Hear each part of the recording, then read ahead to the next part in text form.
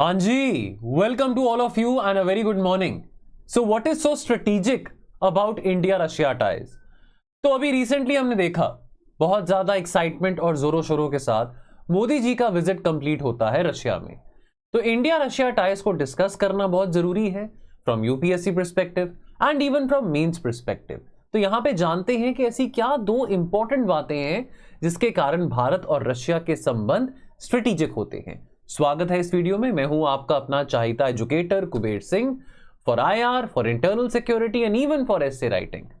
अब यहां पे हम ये भी देख सकते हैं, अभी ब्रेकिंग न्यूज था, मोदी जी को हाईएस्ट सिविलियन ऑनर मिला है रशिया से for the outstanding service which honourable prime minister Modi ji has shown towards India Russia relation.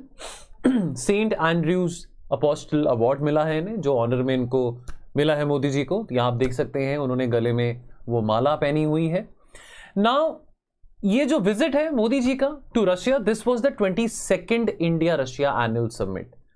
Interesting बात यह है कि 2019 के बाद 5 साल के बाद वो रशिया गए हैं और इलेक्शंस मतलब तीसरी बार प्रधानमंत्री बनने के बाद ये उनका पहला बायलेटरल विजिट है। ऐसे तो जून में G7 का मीटिंग भी हुआ था जहां पे वो एज अ गेस्ट इटली गए थे, लेकिन ये पहला बायलेटरल विजिट है आफ्टर इलेक्शंस। भारत के जो टाइज है रशिया के साथ, तो जब आप इंडिया रशिया के स्ट्रेटेजिक टाइज की बात कर रहे हैं आपने यहां से शुरू करना है। ये क्या बनेगा, आपका इंट्रोडक्शन वाला पार्ट बनेगा। तो भारत और रशिया के टाइज 7 डेकेड्स बैक यानी कि 70 साल पुराने हैं और ये विजिट रशिया की तरफ भारत का यानी कि इलेक्शंस के बाद सबसे पहला बायलेटरल विजिट मोदी जी का टुवर्ड्स रशिया, ये कमिटमेंट दिखाता है कि जो हम स्टेडफास्टली इस पार्टनरशिप को नर्चर करना चाहते हैं और साथ के साथ इंडिया किसी के प्रेशर में ना आके, अमेरिका के प्रेशर में ना आके अपने फॉरेन पॉलिसी ऑब्जेक्टिव, अपने नेशनल इंटरेस्ट को प्रायोरिटी देना चाहता है। तो ईस्टर्न इकोनॉमिक फोरम के बारे में कभी बात करेंगे यूट्यूब वीडियोस में। ईस्टर्न इकोनॉमिक फोरम ये प्रीमियर फोरम है, रशिया के द्वारा ये फोरम शुरू करा गया था, इनिशिएटिव शुरू करा गया था कि कैसे रशिया के फार ईस्टर्न रीजन में, रशिया का जो फार ईस्टर्न रीजन है, कैसे वहां पे इन्वेस्टमेंट्स ल्योर की जा सकती हैं। तो यानी कि 2019 में लास्ट मोदी जी गए थे रशिया और व्लादिमीर पुतिन का जो लास्ट विजिट था टू इंडिया वो दिसंबर 2021 में था, जब S-400 मिसाइल्स का एग्रीमेंट साइन किया गया था और कुछ यूनिट्स S-400 मिसाइल्स के इंडिया के पास आए भी थे दिसंबर 2021 में। नाउ ये एक sort of break away from the convention है, बिकॉज आमतौर पे ट्रेडिशन रही है कि जब भी प्रधानमंत्री कोई बनता है तो वो हमारे नेबरिंग कंट्री में किसी पड़ोसी देश में विजिट करते हैं। अब अगर मोदी जी को देखें, तीसरी बारी प्राइम मिनिस्टर बने हैं। अपने पहले विजिट पे यानी कि पहली बार जब प्राइम मिनिस्टर बने थे, उनका पहला जो बायलेटरल विजिट था that was towards Bhutan, again neighbouring country of India. And then June 2019 में यानी कि सेकेंड टाइम प्राइम मिनिस्टर बनने के बाद इमीडिएटली उनका जो बायलेटरल विजिट था वो टुवर्ड्स मालदीव्स एंड श्रीलंका था। इस बार उन्होंने अपना कोई नेबरहुड में किसी कंट्री को नहीं चुना, लेकिन रशिया को चुना। तो ये शो करता है रशिया की importance for India.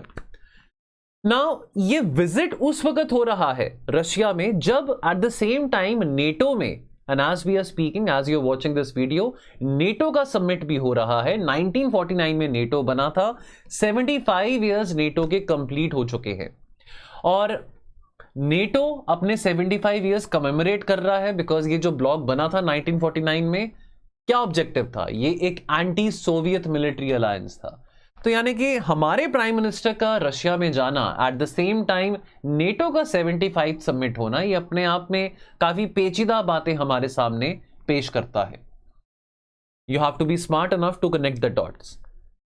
Strategic reason number 1 वो ये है कि हमारा क्रिटिकल डिफेंस इंटरेस्ट। पिछले कुछ सालों में भारत ने अपने रिलेशनशिप को डाइवर्सिफाई करा है काफी सारे देशों के साथ। पिछले 2 सालों में जब से यूक्रेन वॉर हुआ है तब से भारत के ऊपर भी ये प्रेशर था कि क्या वो आगे रशिया के साथ ट्रेड करेगा या फ्रांस के साथ, अमेरिका के साथ, इजराइल के साथ अपना डिफेंस ट्रेड बढ़ाएगा।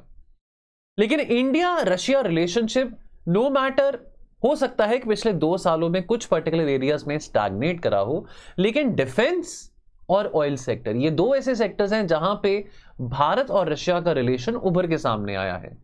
डिफेंस, न्यूक्लियर और स्पेस, ये तीन एरियाज हैं, ये तीन सेक्टर्स हैं जहां पे रशिया ने, सोवियत यूनियन ने भारत की बहुत मदद करी है right from the time of 1960s। हमारा पहला स्पेस मिशन हो, हमारा पहला पीसफुल न्यूक्लियर एक्सप्लोजन टेस्ट हो, या हम अपने डिफेंस सप्लाईज की बात करें, अपने फाइटर एयरक्राफ्ट्स की बात करें, वेपन्स, गन्स, आर्टिलरी, ये सब चीजें हमको सोवियत यूनियन से और बाद में रशिया से मिली हैं।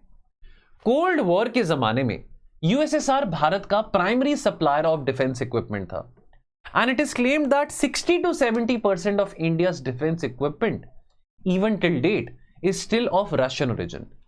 नाउ अब उस इक्विपमेंट को अपग्रेड करने की बारी है, तो डेफिनेटली यहां पे रशिया के साथ इंडिया को एग्रीमेंट साइन करने पड़ेंगे, जहां पे हम इन इक्विपमेंट्स को, इन मिलिट्री इक्विपमेंट्स को ऑब्सोलीट जो हो चुके हैं, कैसे इनको हम अपग्रेड कर सकते हैं ताकि हमारी मिलिट्री जो आर्सेनल है, भारत की मिलिट्री आर्सेनल है, उसको भी थोड़ा एडवांसमेंट मिल सके।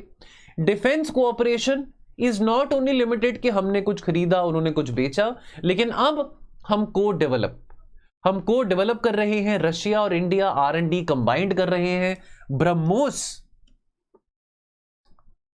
BrahMos supersonic cruise missile is a classic example of को डेवलपमेंट, को production and joint R&D।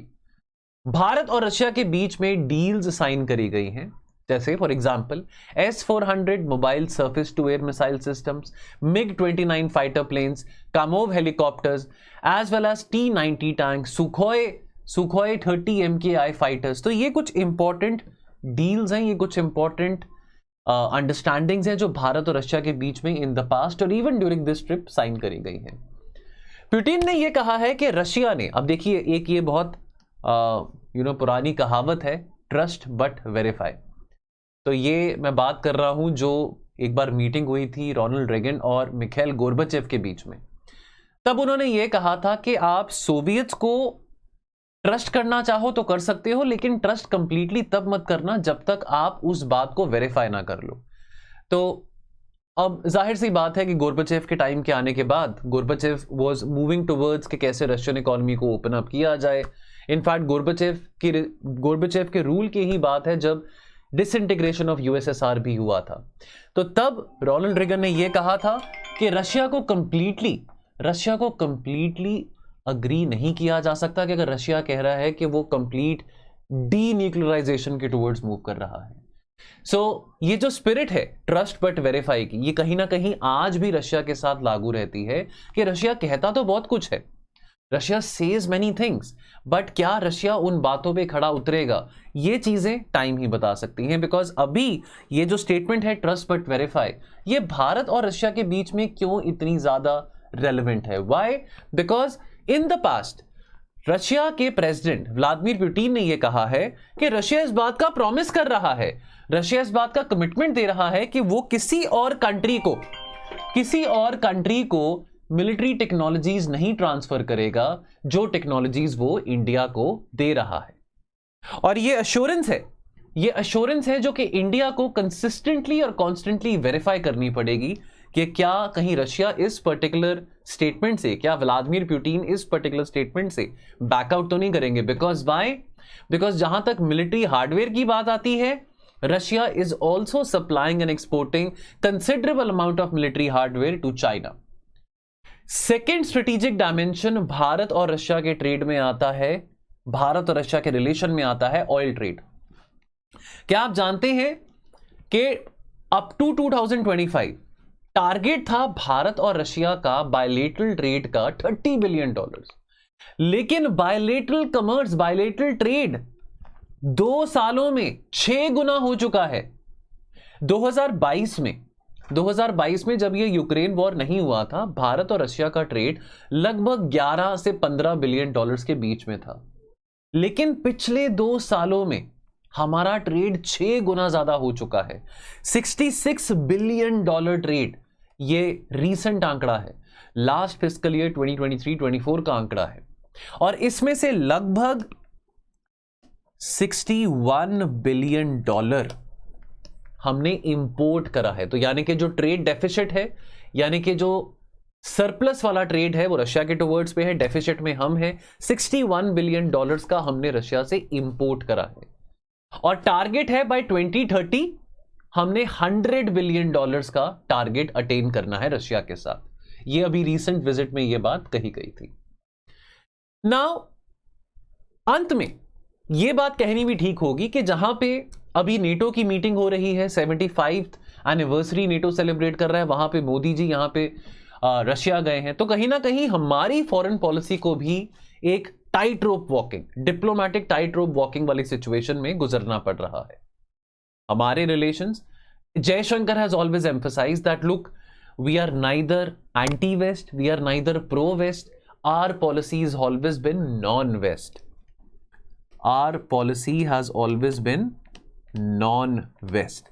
So therefore हमारी जो स्ट्रेटेजिक ऑटोनॉमी है हमारी फॉरेन पॉलिसी में, वो हमको अलाउ करता है कि हम अपने नेशनल इंटरेस्ट को केटर करते हुए रशिया के साथ, इजराइल के साथ, किसी भी कंट्री के साथ अपने रिलेशंस को एडवांस कर सकते हैं। लेकिन this comes at a cost, this comes at a cost because even the western media and our western friends are also closely watching this visit by Modi to Russia.